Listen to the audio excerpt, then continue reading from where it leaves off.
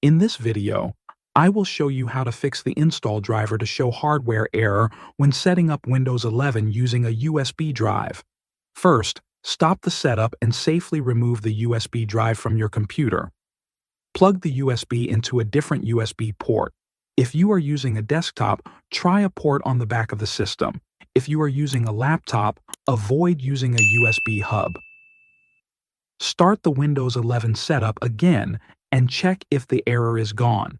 If the error still appears, the next step is to recreate the bootable USB using the official Windows 11 Media Creation tool. Open your browser and go to the official Microsoft Windows 11 download page. Download the Media Creation tool and run it on a working computer. Accept the license terms and choose the option to create installation media for another PC. Select the correct language and edition, then choose USB flash drive.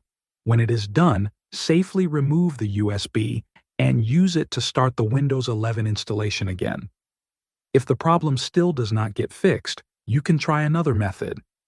Go back to the official Windows 11 download page and download the Windows 11 ISO file. Once the ISO is downloaded, open your browser and go to the official Rufus website. Download and run Rufus.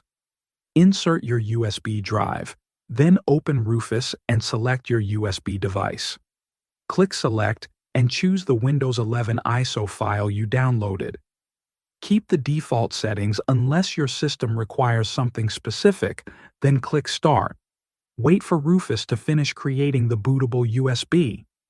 After the USB is ready, restart your computer and boot from the USB drive. Start the Windows 11 setup again. In most cases, these steps should fix the error. Thanks for watching.